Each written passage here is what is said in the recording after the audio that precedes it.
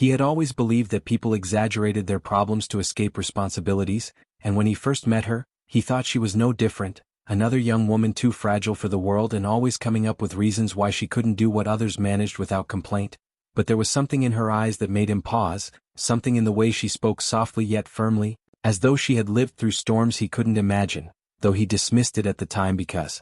his heart had grown a little cynical and his patience thinner than he liked to admit. So when she came to the small community center where he volunteered on weekends and asked for help, he gave it reluctantly, smiling politely but secretly wondering whether she would actually follow through or whether she would vanish after one session like many others before her. And yet she came back again and again, wearing the same oversized coat that looked far too heavy for spring, sitting quietly at the corner of the table while the others laughed, joked, and sometimes cried about their struggles. And when her turn came she always said the same thing, "I'll try but I don't think I can," which irritated him in a way he didn't want to acknowledge because he wanted people to fight harder, to show resilience, to prove that life hadn't broken them. So he thought maybe she was just someone who found comfort in making excuses, someone who had learned that sympathy was easier to earn than respect. And so he listened but he did not truly hear, not until the evening when everything changed, the evening when she finally removed the coat and revealed what she had been hiding all along, and the truth was not just whispered in her words but written on her very skin.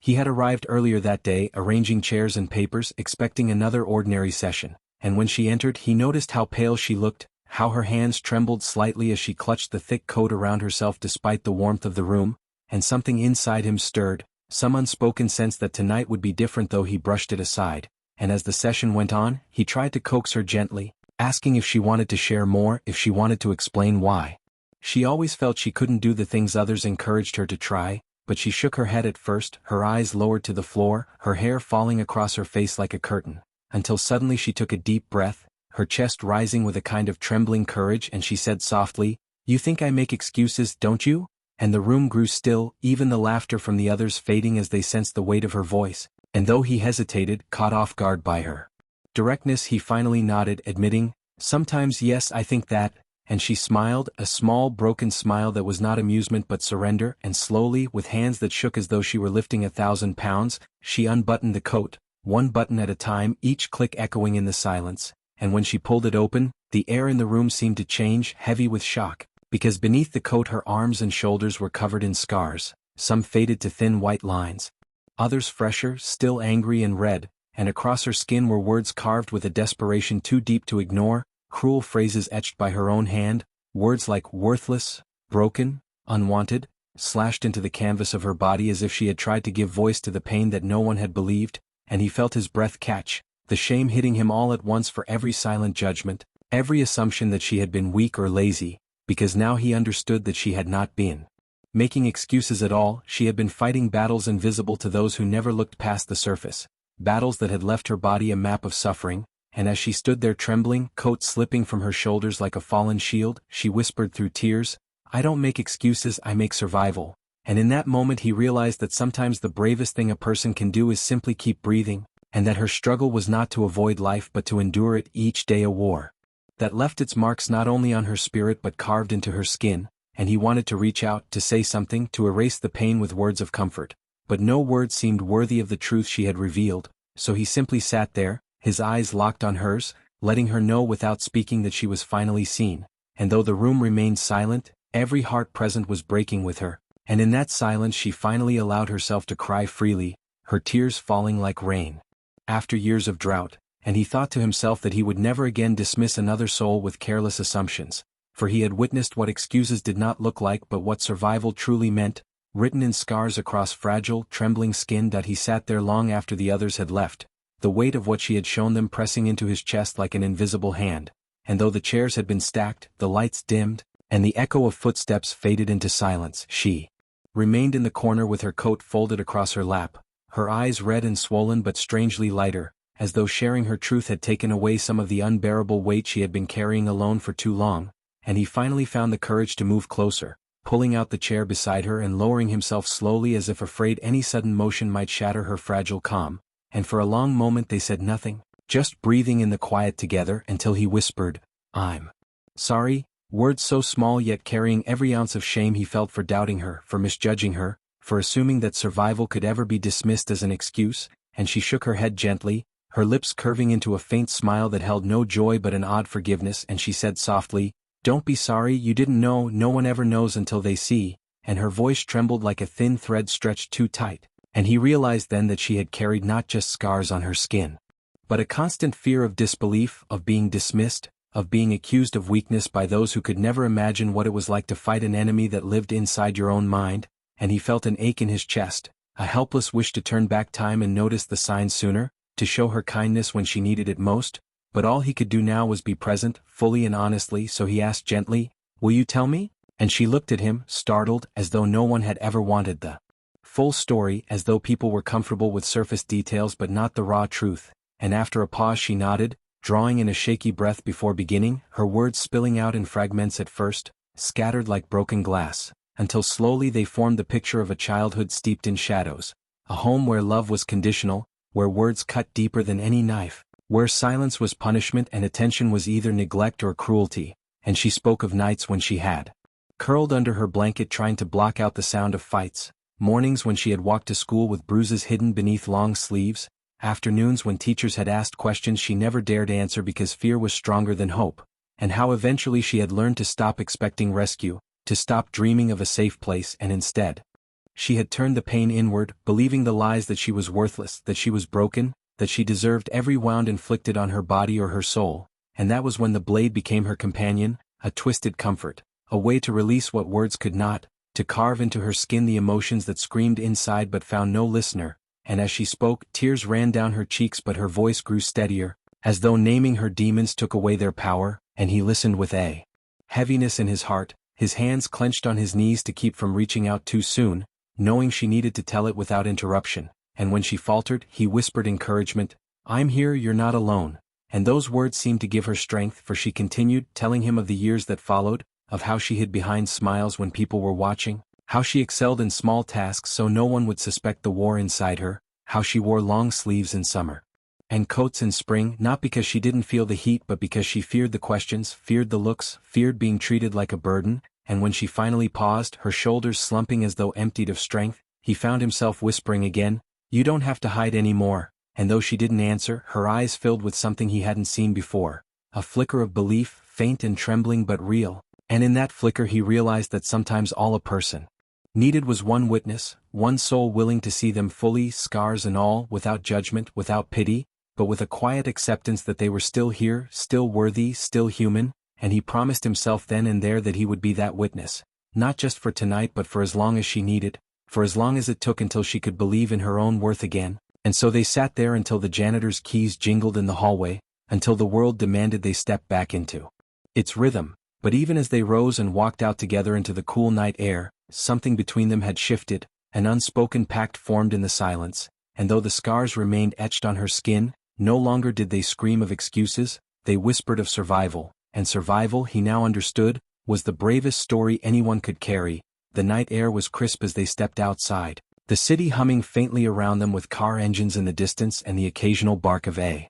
stray dog, but for him the world felt strangely quiet, as though time itself had slowed to give her space to breathe, and she pulled her coat tightly around herself again, not to hide but to protect against the chill, and they walked side by side without speaking until they reached the bus stop, where she hesitated, her eyes flickering toward him as though torn between wanting to retreat into solitude and fearing the silence that awaited her if she did, and he sensed that hesitation so he said softly, "Do you want me to wait with you?" And her lips parted in surprise before she gave a small nod, grateful but too tired to say the words, and so they stood together, watching the headlights of passing cars sweep over the pavement, and he found himself studying her profile, the way her jaw trembled as though holding back more than she had already shared, and he wondered what it must feel like to carry scars not just on the body but on the soul, scars that no one could see yet weighed heavier than stone, and he wished he could take some of that weight from her, but he knew healing was not about rescuing someone, it was about walking with them until they found their own strength. So when the bus arrived he did not push her to speak but simply stepped aside, letting her board, and just before the doors closed she looked back at him, eyes glimmering with something unspoken, and he raised his hand in a small wave, promising silently that he would be there again tomorrow, and the bus rumbled away, leaving him standing under the flickering streetlight with a heart more restless than it had been in years, because he had always thought helping people was about advice, about giving solutions, but tonight he had learned it was about presence, about believing in someone when they could not believe in themselves. The following days blurred into a rhythm of cautious trust, with her returning to the center each evening, sometimes speaking, sometimes staying silent, but always sitting near him now, as though his quiet acceptance had built a bridge that no one else had offered, and he noticed how small changes appeared. Her laughter, faint and rare but genuine, her sleeves rolling a little higher when she forgot to guard herself, the way her gaze sometimes held his longer before dropping to the floor, and each of these small signs felt like victories, not his victories but hers, proof that even in the deepest pain there existed seeds of hope that only needed light to grow.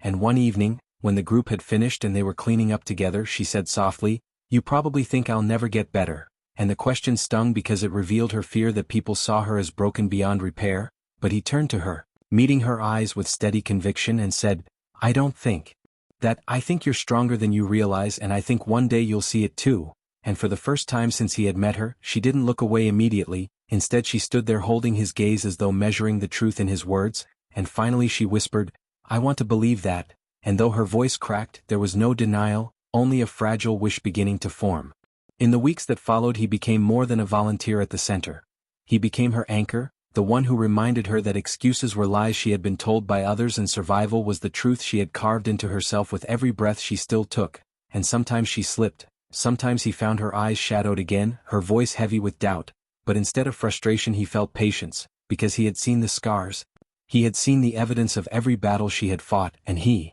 knew healing was not a straight road but a winding one with sharp turns and steep drops. Yet he also knew she was no longer walking it alone, and that changed everything. One night as they sat together after the group dispersed, she asked him, "Why do you care so much? People don't usually stay when they see the truth," and he paused, realizing she had grown used to abandonment, used to people running once the weight of her pain became too visible, and he answered with quiet honesty, "Because the truth doesn't scare me, it only makes me respect you more." And she blinked rapidly as if unsure how to hold such words, as if respect was something she had never thought could be connected to her scars, and he saw tears fill her eyes, but this time they were not only tears of sorrow, they were mixed with a fragile gratitude, the kind that grows when someone begins to believe they are worth staying for, worth listening to, worth respecting. And in that moment he realized that though he had entered her life thinking she needed saving, she had in fact saved him from his own numbness, from the walls he had built around his heart, because through her he had rediscovered compassion not as duty but as connection, as something raw and transformative, and he knew then that whatever path lay ahead, no matter how hard, he would walk it with her, not as a savior but as a friend who saw her scars not as excuses but as proof of survival.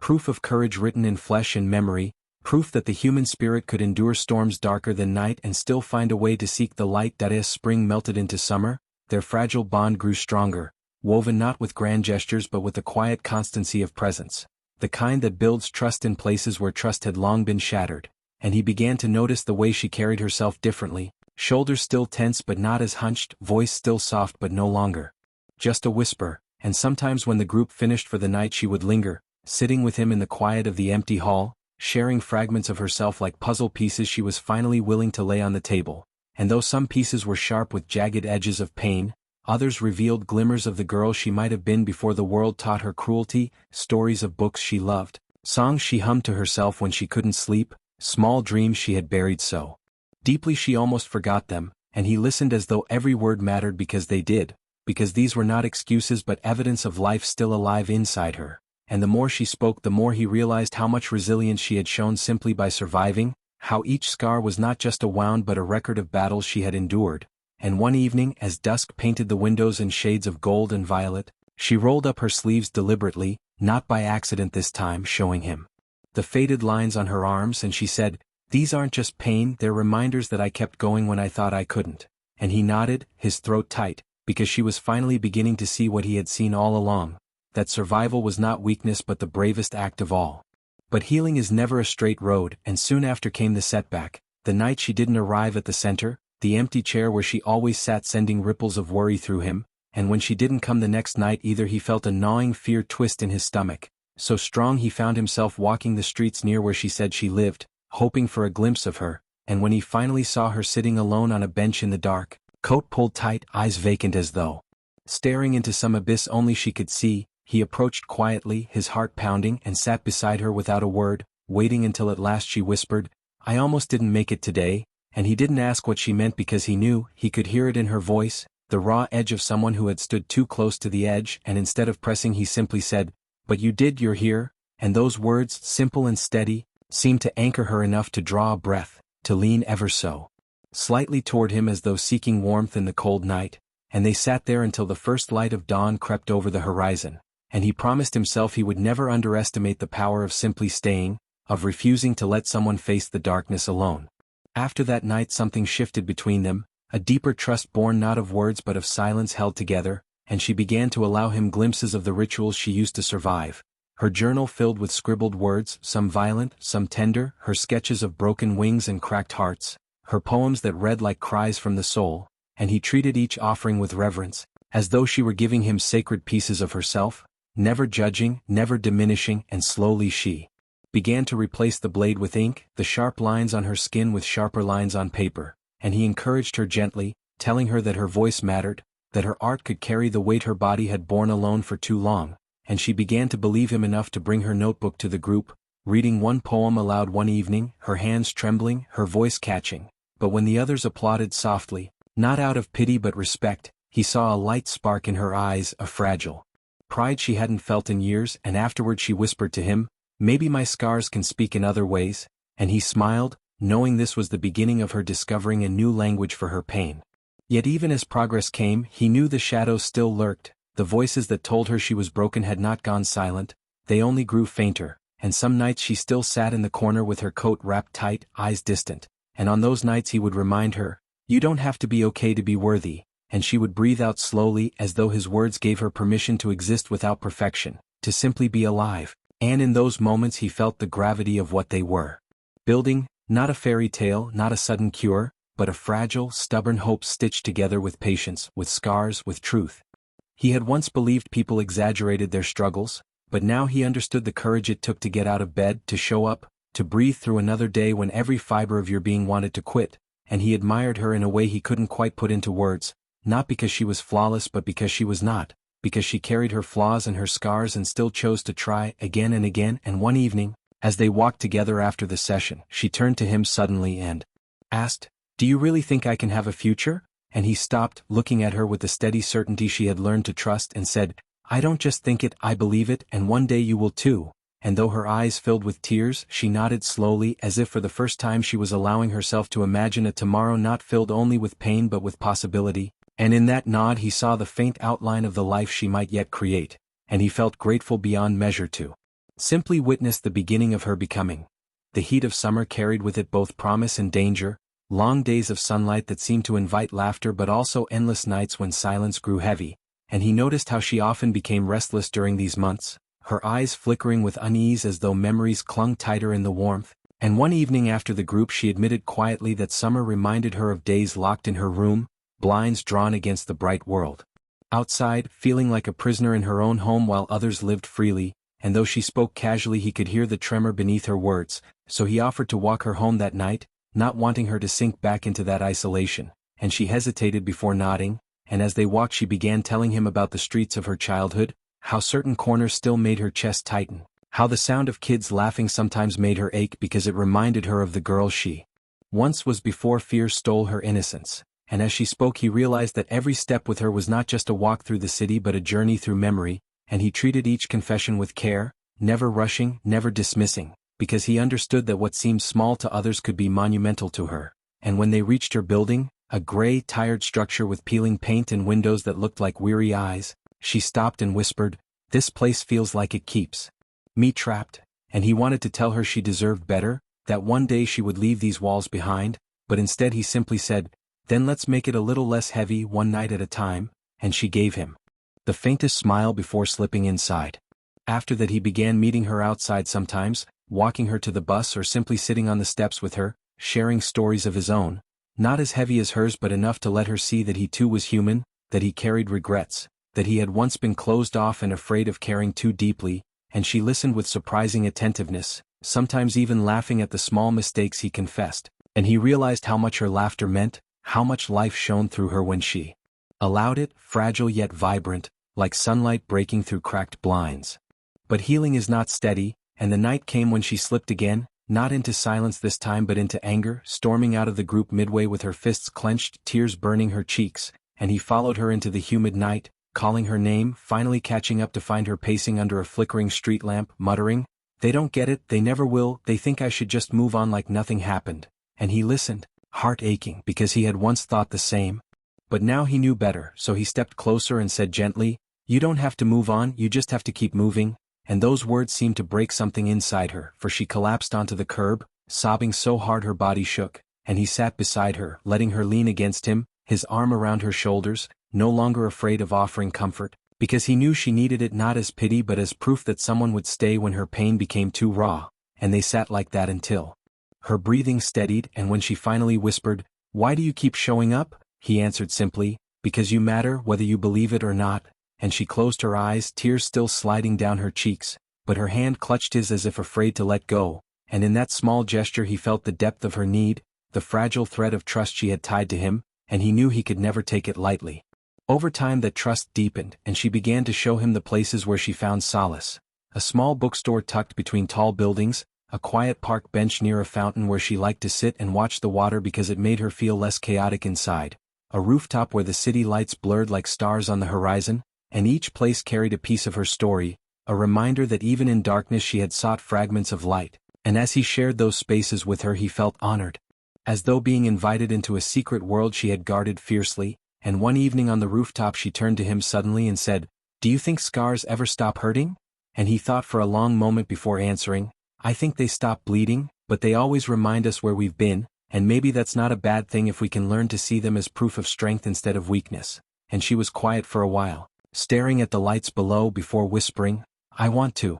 believe that one day," and he could tell she wasn't just speaking to him but to herself, as though planting a seed of hope she wasn't ready to water yet. And so the summer passed with its storms and its fragile victories, with nights of despair and mornings of fragile courage, and through it all he remained by her side, not always with words but always with presence, and she began to understand that healing was not about erasing scars or pretending the past never happened, but about learning to live with them, to let them tell a story of survival rather than defeat, and though she still had miles to walk, though shadows still lingered, she was no longer walking alone, and that made all the difference.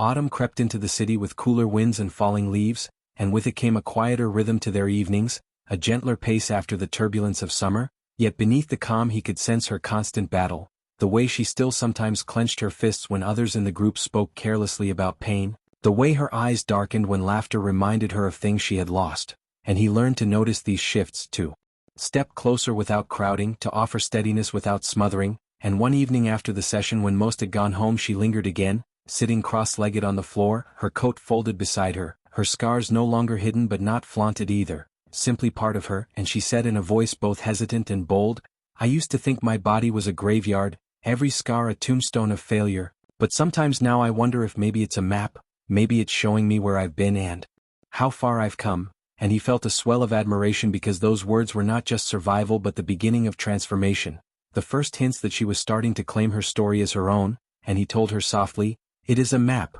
and you're the one who gets to decide where it leads next." And she smiled faintly, a real smile this time, and tucked her hair behind her ear in a gesture so natural, so unguarded, that it struck him with how much she had grown since the night she first revealed her scars. But healing remained uneven, and a week later she disappeared again, not for long this time, but long enough to stir panic in his chest, and when she finally returned she explained in a trembling voice that she had visited her family after months of silence, that she had hoped for reconciliation but found only the same harsh words, the same coldness that had carved the first wounds into her soul, and he listened as she cried, her body curled into itself on the bench outside the center, and, though anger burned inside him at the thought of anyone treating her as less than human, he swallowed it, knowing she didn't need his rage but his steadiness, so he told her, "Their cruelty doesn't define you, it never did," and she shook her head, whispering, "But it feels like it does," and he placed his hand gently over hers, saying, "Then let me remind you as many times as it takes until you believe otherwise."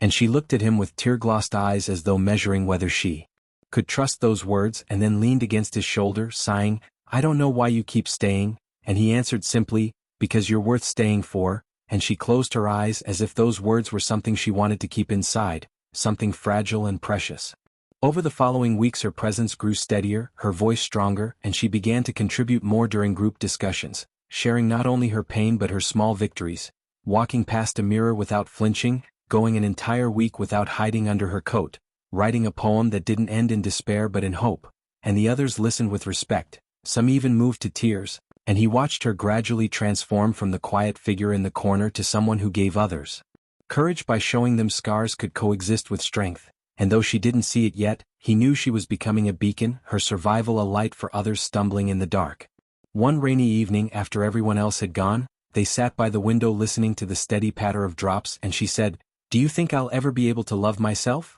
And he felt the heaviness of the question, the rawness of it, and he answered not with easy reassurance but with truth, saying, "I think it will take time, and I think some days will be harder than others, but I believe you will, because you're already beginning to, even if you don't see it." And she was silent for a long time before whispering, "I want that more than anything," and in that whisper he heard not weakness but a fierce desire, a hunger for healing that meant she was no longer content to merely survive, she wanted to live, to embrace the world with all its flaws, and he felt his chest tighten with emotion, realizing how far she had come from the night she first unbuttoned her coat and revealed the words carved into her skin. And as the days shortened and the air grew colder, he noticed how she no longer wrapped herself in that heavy coat every night, sometimes arriving in lighter sweaters, her scars visible without shame, and though strangers on the street sometimes stared, she walked with her head a little higher, her stride a little firmer, and he realized that she was reclaiming her body, refusing to let the marks of the past dictate her present, and he felt a quiet pride that had nothing to do with him and everything to do with her, with the resilience she had always carried inside, and he promised himself again that he would continue walking beside her until she could see fully what he already knew, that she was not broken but whole, not weak but immeasurably strong, not a burden but a living testament to survival. Winter arrived with its sharp winds and early nights, and the city streets glittered with lights strung across shop windows, but beneath the surface of celebration there lingered a heaviness that pressed against her, for holidays were not a season of joy in her memories but of emptiness, of cold dinners and cutting words, of feeling more invisible than ever while others spoke of love and family, and though she smiled faintly when people around her shared their plans, he could see the way her shoulders tightened, the way her voice grew softer, and he knew the season was dangerous for her heart, so he made it his quiet mission to make these weeks different, not with grand gestures but with steady presence, inviting her for walks past the lit streets, buying her hot chocolate and listening to her describe how strange it felt to see beauty in a time that once only reminded her of pain, and little by little she began to let herself feel it, standing under twinkling lights with wonder flickering in her eyes, whispering, "It almost feels like I belong here," and he told her gently, "You do belong here, in every place where there is light," and though her eyes filled with tears she smiled as though she wanted to believe. But winter also brought its storms, nights when the cold seeped into her bones and the shadows in her mind grew louder, and one evening she admitted, her voice shaking, that she had nearly returned to the blade, that she had sat with it in her hand and argued with herself for hours before finally calling a friend from the group instead, and as she confessed this her shame was palpable, her head bowed, but he reached across the table, covering her trembling hand with his and said firmly, "That wasn't weakness, that was strength, because you chose connection over silence, and that's a victory," and she looked up at him in disbelief before whispering, "I never thought of it like that," and he nodded, knowing that each small choice mattered, that every time she turned toward life instead of away from it, she was building a future one fragile brick at a time. As snow began to fall, covering the world in white, he noticed how she had started to bring others comfort too, how she would lean toward newcomers in the group, telling them softly, "I know what it feels like," and offering words that carried more weight than any lecture because they came from lived pain, and he realized she was no longer just surviving for herself, she was becoming a lifeline for others, her scars no longer only symbols of suffering but of solidarity, proof that healing was possible even in the darkest places. One night after group, they walked together through streets muffled by snow, their breaths visible in the cold air, and she stopped suddenly under a lamppost, her face turned upward to catch the falling flakes, and she whispered, "For the first time in years I don't feel like a ghost," and he felt a lump in his throat, overwhelmed by the quiet triumph of her words, and he told her softly, "Because you're not, you're alive, more alive than you know," and she smiled through tears, tilting her face toward him with a vulnerability that made his heart ache, and though neither of them spoke further, the silence between them was full, rich with unspoken understanding. But as the year drew toward its close, she faced another test, for her family reached out again, inviting her to a holiday dinner, and though every part of her wanted to believe they had changed, deep down she feared it was another wound waiting, and she came to him torn, asking, "Should I go?" and he resisted the urge to decide for her, instead telling her, "You have the right to choose, but whatever happens, remember their behavior doesn't define your worth," and she wrestled with the choice. 4 days before deciding not to go, and though guilt gnawed at her, she admitted later that it was the first time she had chosen her own peace over their approval, and he told her, "That's courage," and she smiled faintly, perhaps still unsure but beginning to understand. On New Year's Eve, instead of being alone, she came to the center where a small gathering was held, and at midnight as the room cheered and laughter rose, she stood beside him watching the clock strike 12, and he saw her whisper something under her breath, a promise perhaps, and when he asked what she had said she looked at him with shining eyes and replied, "I promised myself that I'll keep going no matter how hard it gets," and he nodded, feeling pride swell in his chest because that promise was more powerful than any resolution.